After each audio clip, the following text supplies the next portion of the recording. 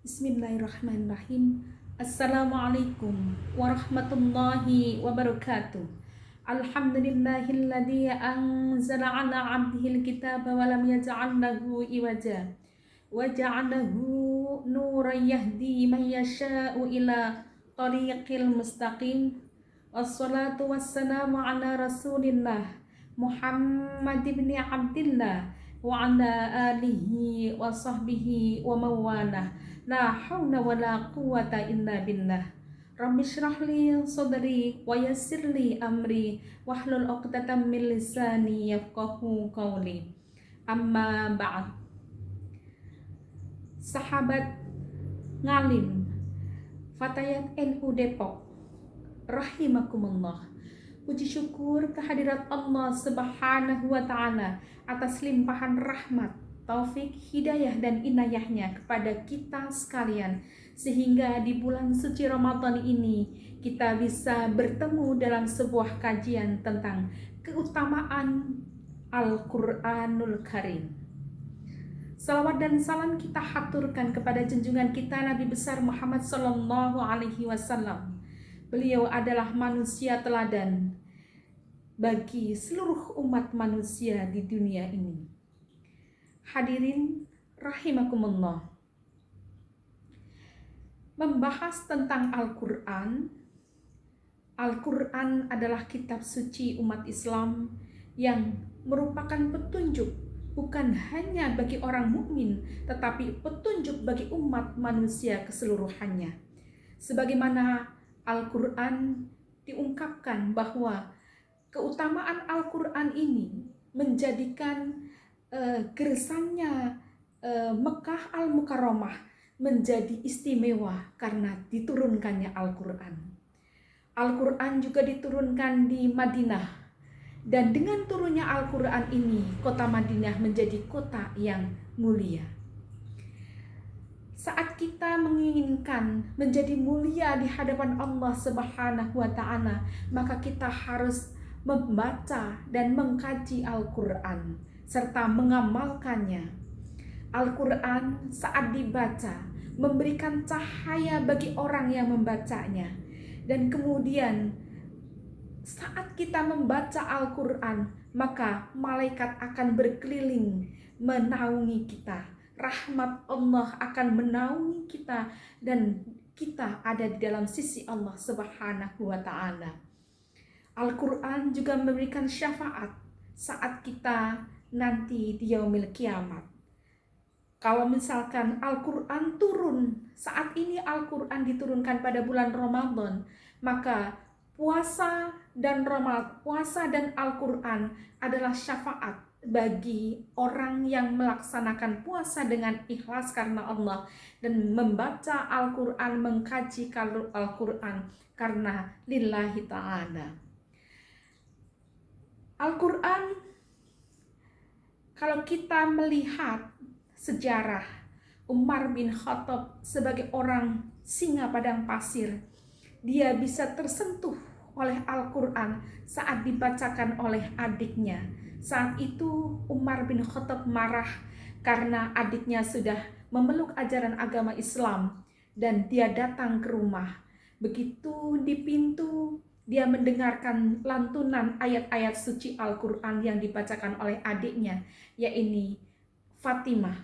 Maka Umar bin Khattab bergetar hatinya dan kemudian dia memeluk agama Islam. Ayat Al-Quran yang berkenaan dengan turunnya Al-Quran yakni di bulan Ramadan, firman Allah dalam surat Al-Baqarah ayat 185. A'udzubillahi minasyaitonirrajim. Bismillahirrahmanirrahim. Syahrul Ramadan alladzina unzila fihi al-Qur'ani hudan lin-nasi wa bayyinatin minal huda wal furqan. Wa man syahida minkum asy-syahra falyasum wa man kana maridun aw ala safarin fa'iddatun min ayyamin ukhra. Yuridullahu bikumul yusra wa la yuridu bikumul usra walitukmilul 'iddata walitukabbirullaha 'ala ma hadakum wa la'allakum tashkurun. Di dalam ayat ini dijelaskan bahwa bulan puasa adalah bulan diturunkannya Al-Quran. yang merupakan petunjuk bagi semua umat manusia. Ya, jadi petunjuk bagi umat manusia bukan hanya orang yang mukmin, tetapi umat manusia. Jadi kalau manusia ingin hidupnya sejahtera, hidupnya makmur, hidupnya terurus dengan baik, yaitu menuju kepada Shiratal Mustaqim, jalan yang lurus, maka harus berpegang teguh kepada Al-Qur'anul Karim. Rasulullah Shallallahu Alaihi Wasallam itu mulia karena dia karena khuluquhul Quran. Rasulullah itu akhlaknya adalah akhlak Al-Quran. Ya.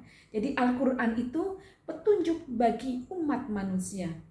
Dan kemudian pada saat kita hadir di bulan Ramadan, ayat itu menunjukkan maka kita harus berpuasa sebulan penuh sesuai dengan ketentuan dari Allah Subhanahu wa Ta'ala. Namun ada rukhsah bagi orang yang sakit ataupun orang yang bepergian melalui safar yang sangat panjang, misalkan dalam fikih misalkan ditentukan 85 km, maka dia bisa berbuka, namun harus menggantikannya di dalam hari-hari yang lain, artinya di bulan yang lain. Tetapi dalam konteks ini Allah memberikan keringanan, rukhsah. Sesungguhnya Allah memberikan kemudahan, dan kemudian Allah tidak menghendaki kesulitan bagi orang-orang yang beriman. Jadi ini adalah sebuah kelonggaran. Berkaitan dengan membaca Al-Quran, maka ada hadis Nabi Muhammad SAW yang memperumpamakan orang yang membaca Al-Quran, orang mukmin dan orang munafik yang membaca Al-Quran itu dianalogkan dengan buah-buahan.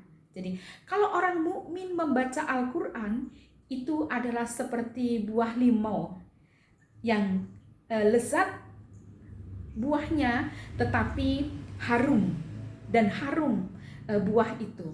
Dan orang mukmin yang tidak membaca Al-Quran itu diperumpamakan dengan buah kurma. Buah kurma itu tidak ada aromanya, tetapi dia sangat manis. Nah, kemudian orang munafik yang membaca Al-Quran itu diperumpamakan dengan bunga, di mana bunga itu harum baunya, aromanya harum, namun rasanya pahit. Dan orang munafik yang tidak membaca Al-Quran itu seperti buah labu, tidak beraroma dan kemudian pahit rasanya. Nah, ini penggambaran bagaimana orang yang membaca Al-Quran. Nah, satu huruf dalam Al-Quran itu adalah 10 kebajikan. Dan hadis Nabi Muhammad SAW bersabda, "Man qara'a harfan min kitabillah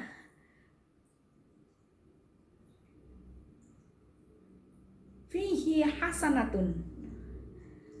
Al-hasanatu asyru bi amthaliha." Jadi kebajikan itu, barang siapa yang membaca satu huruf dalam Al-Quran itu adalah kebajikan. Dan satu kebajikan itu dinilai dengan 10, perumpamaan 10. Wala takul alif lam mim harfan, walakin alifun harfun, lamun harfun, wa mimun harfun. Jadi saat membaca alif lam mim itu bukan satu huruf, tetapi alif satu huruf, lam satu huruf, dan mim satu huruf. Jadi ada 3 kebajikan. Nah, ketiga kebajikan ini yang akan dilipat menjadi 10, dilipat 10 kali sehingga ada 30. Nah, kalau kita membaca Al-Quran di bulan Ramadan dan kemudian Allah melipat gandakan pahala, maka sangat besar sekali pahalanya yang kita